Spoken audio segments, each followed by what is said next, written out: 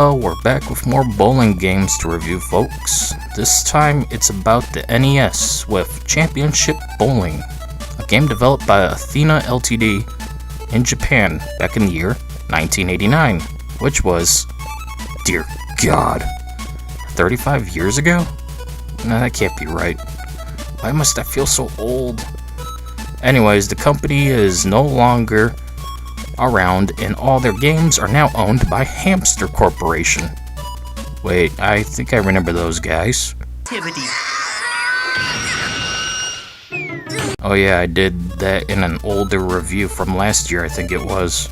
Anyways, let's talk about why Championship Bowling is a game worth playing, despite some issues I have with it.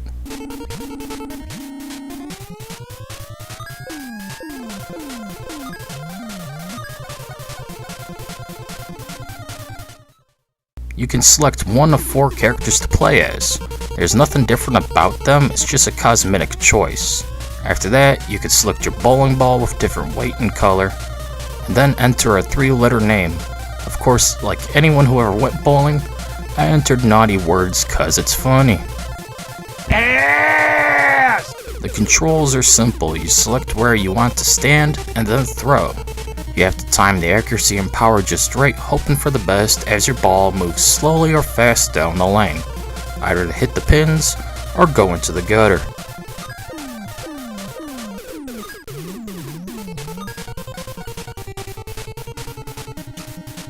Why are we still here? Just to suffer? This is the entire game in a nutshell. There is a high score you can beat, but otherwise it's just bowling. Just a better version of the Atari 2600 game, simply called Bowling from 1979. Meanwhile, Championship Bowling is from 1989.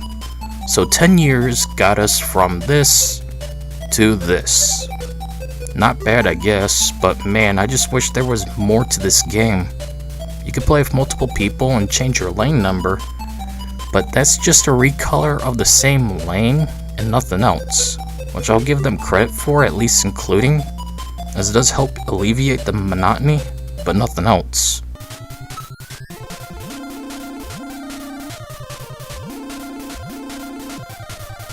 It controls well enough, and plays well enough, but what else can you say about this game? It's just a simple bowling game for the Nintendo Entertainment System. So let's move on to the score already.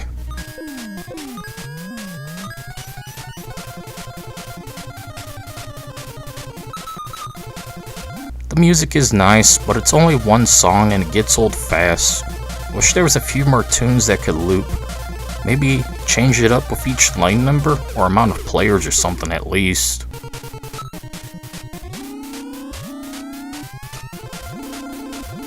But that's about it for the other section. I mean, it's an NES game, not much to talk about. It's basically a new version of the Atari 2600 with slightly better controls and graphics.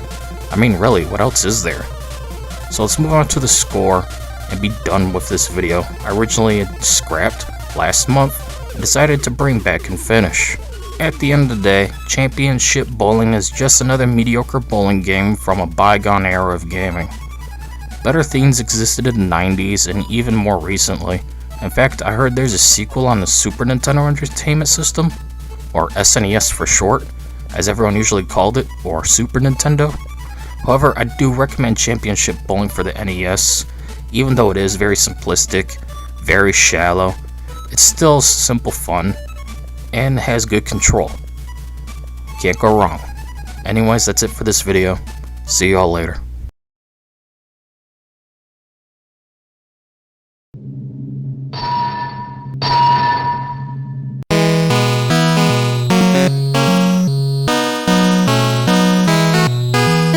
I completely forgotten about bowling games on the Nintendo Entertainment System.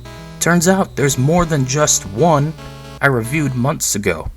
Well, might as well go ahead and review the last 2 games, both of which are Japan exclusive, which might make things interesting. Were they so bad we were spared? Were they great and we missed out on a strike? Let's find out with the first one, called Dynamite Bowl.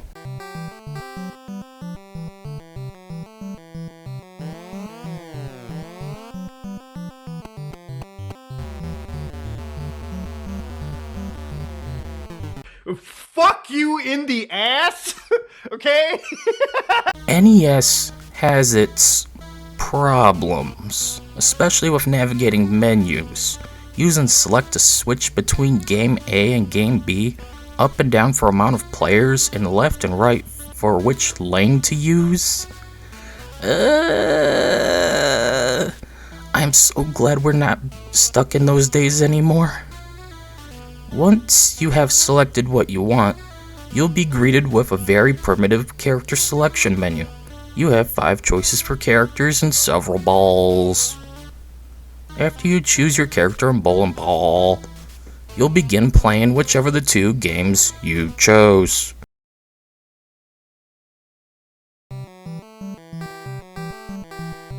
The controls are simple. Use left and right to position yourself, up and down for curve. You got your power and control. You'll select as the gauge swings left and right. You tap the A button, hoping to time things just right. All so you can bowl A.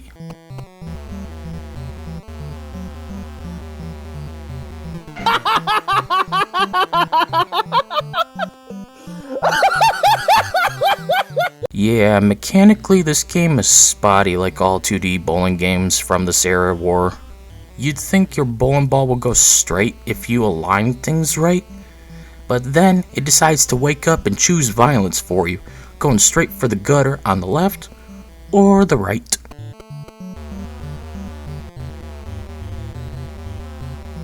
Your intellect is as weak as your dollar.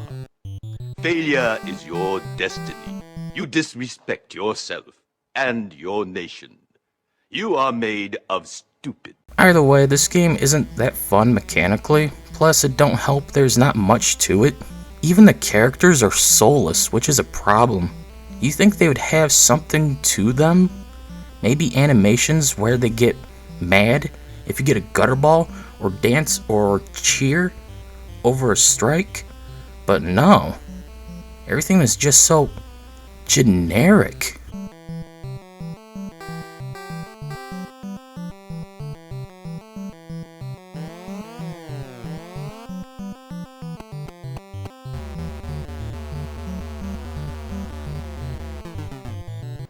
Come again. Game A is your standard 10 frames of bowling, either alone or with another player. There's no CPUs in this game. Just bowl and have fun doing so.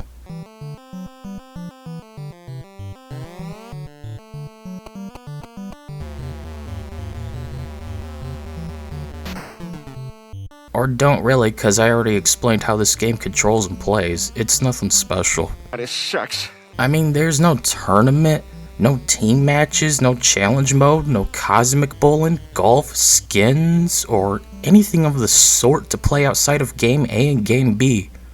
Both of which are identical basically, except when it comes to Game B. Here it comes. Meanwhile, Game B is some kind of score-based one where you must get strikes only basically to get points. Otherwise, nothing happens. Nothing at all. Nothing at all. Nothing at all.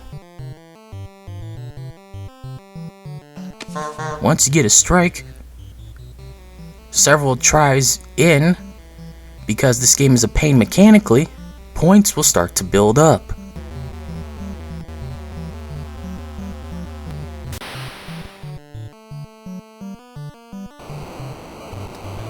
Eating ass tastes great.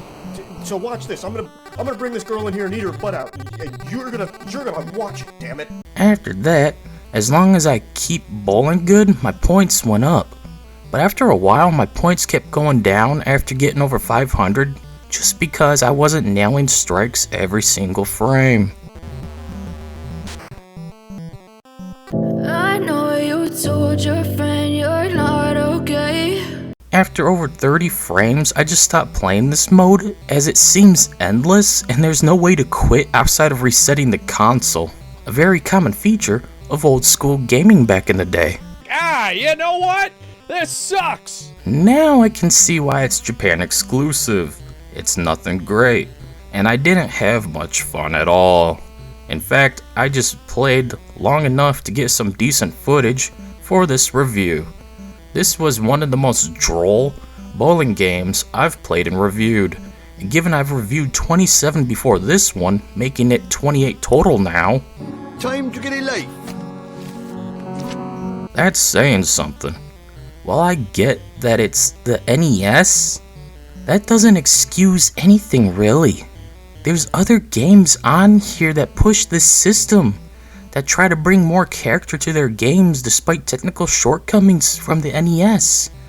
And for a Japan exclusive, you'd think there would be more to it, like all these other Japan exclusive bowling games that I've reviewed. But it is what it is. Take it away, Esmond. You know it, I know it, everybody knows it. The music is nice. Too bad it's a pain to find online given this is a Japan exclusive game. Not even KH Insider has it, and when they don't have the music, let alone YouTube, you know you're dealing with something rather obscure. But still, the music is nice. Very NES 1980 stuff. Of course, nothing memorable, just simple beeps and boops to keep the game from getting any more boring than it already is. And thankfully, after hours of trying to find it, I found the music. So enjoy!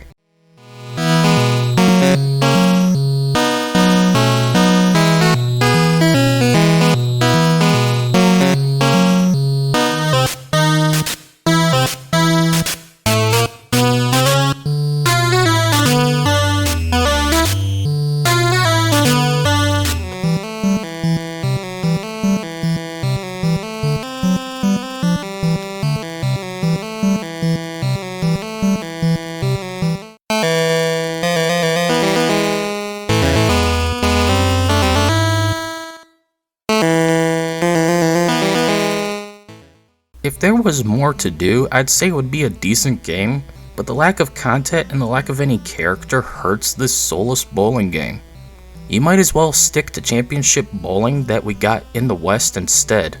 I can see why we never got this. There's just no value here, really. Why, God? At the end of the day, Dynamite Bowl is a mediocre bowling game for NES. I can recommend it, but barely. It works, but it's not that fun. And that's what games are supposed to be at the end of the day. Fun.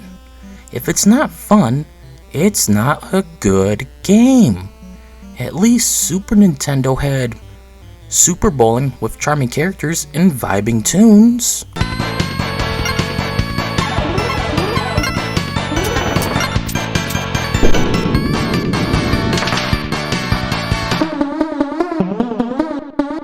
For a Japan exclusive, I was expecting something more Japan-like that, or even pocket bowling on Game Boy Color.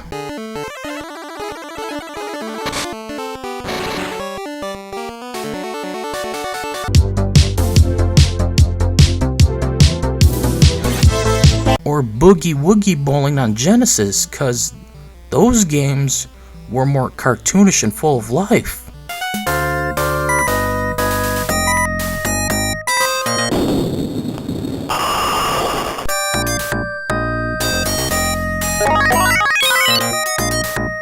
Sure, it's just bowling, but that charm and soul added to the overall experience. Dynamite Bowling is just generic bowling with nothing going for it. Oh well, it is what it is.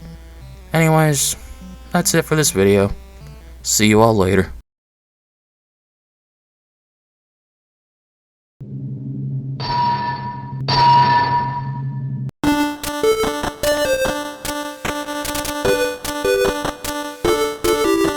For the last bowling game on NES, I was not surprised to find it wasn't really anything great, just like Dynamite Bowling. Aha, he's kidding. Popcorn? Perfect Bowling, as it's called, offers a lot more content than Dynamite, but also falls flat in several ways. This game just left me wanting to go back to Super Nintendo or even Game Boy Color for more lively, colorful, and enjoyable bowling experiences. Good for you. So, with that in mind, Perfect Bowling, the last of all three known bowling games for the NES, was a pretty meh game from its mechanics to its restriction on a certain mode, and of course, not having anything really to stand out against any other bowling game out there, let alone on NES. Let's just get this review over with and move on already. Oh god, I'm coming down! To begin, the game's controls are basic given it's the NES, so there's not much to explain control-wise. You use the D-pad to move left and right to position yourself, up and down to change aim. After that, you set your ball spin with the left and right. Then, you have to time the bar just right to get a good throw, I guess? It's not easy to get in comparison to other bowling games. It's one of those more confusing ones.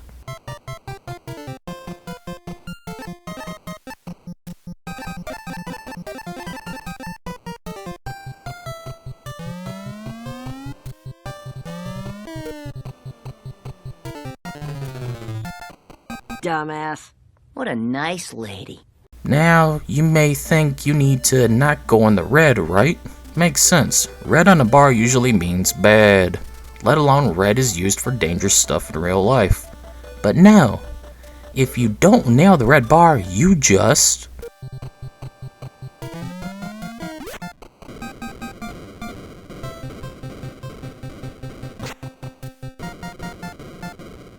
You suck!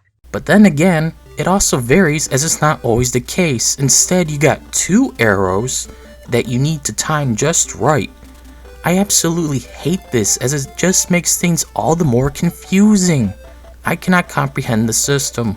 Why not just give you 1 arrow and a green bar in the gauge? If you get in the green for the best results, and the red is for bad, which will likely get you a gutter ball, and white is a guaranteed fail. Problem solved. Anything like that. Why is everyone but me so stupid? Oh well, mechanically this game is spotty. Even the pins don't act right. You nail one, you think you would hit the others, but nope, it's one of those kind of bowling games. Might as well move on to the modes. Let's go already! Training mode is just you, all alone, bowling 10 frames, that's it. That's training mode, and it's just fine. Outside of the mechanics for this game, that is. If you just want to bowl without competing against another person or the CPU, this mode is for you. Damn it! Game mode, which is a very weird name to give your game mode, I get it. I don't get it. has you competing against the CPU in your standard bowling game. You can pick your opponent, which I guess is neat. I mean, you just pick their character and then bowl, so it's whatever. The CPU definitely doesn't play around though, as they will bowl good. I mean, good God, they're getting several strikes in a row.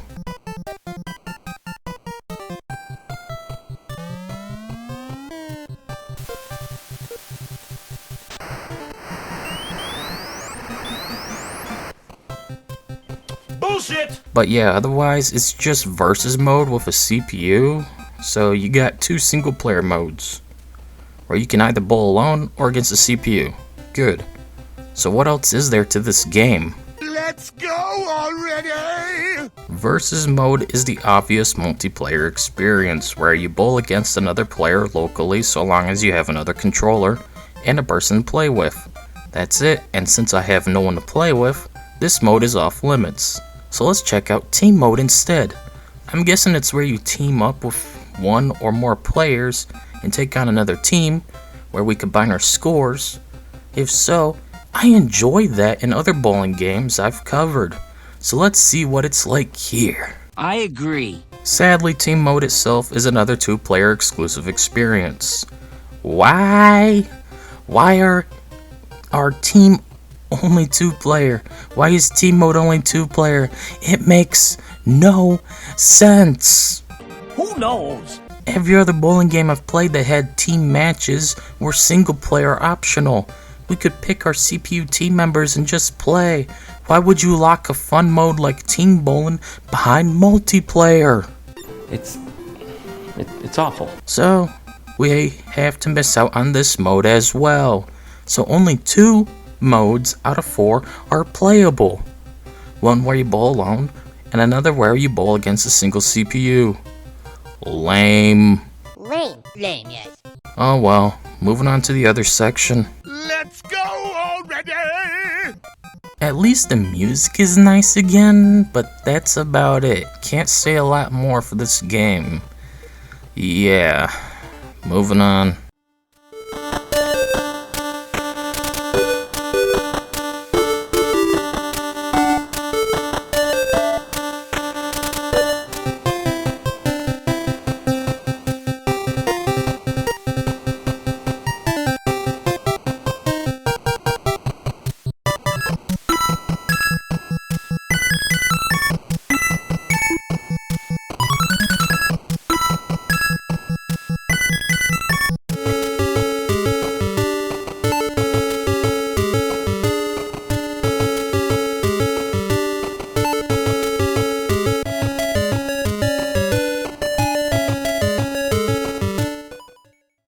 Well, that was a pretty mediocre journey of every bowling game for the Nintendo Entertainment System.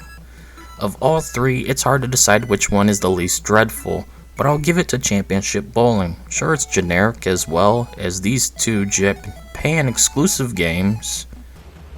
No shit. But it's just a better overall experience mechanically. Plus, it's a worldwide release unlike these two, so it's more available to more players. What? That's stupid. The music was good as well in Championship Bowling. Overall, just a better experience. So with that said, I think I'll stop with bowling games for a while and focus on other genres. So thank God that's over. I mean, it's over, right? Such as various arcade games and Atari games. Ah, shit! Even as I'm ready to get back into that console again. Well, we're boned. At the end of the day, Perfect Bowling isn't perfect nor good. It's another mediocre bowling game that I can barely recommend. From its more confusing mechanics to lack of content outside of its theme change, Perfect Bowling barely has anything going for it over Dynamite Bowling or Championship Bowling. So I will recommend it as it does work, kind of. Just know it's the second best of all three for NES. Hey, okay, we get the point. Anyways, that's it for this video. See you all later.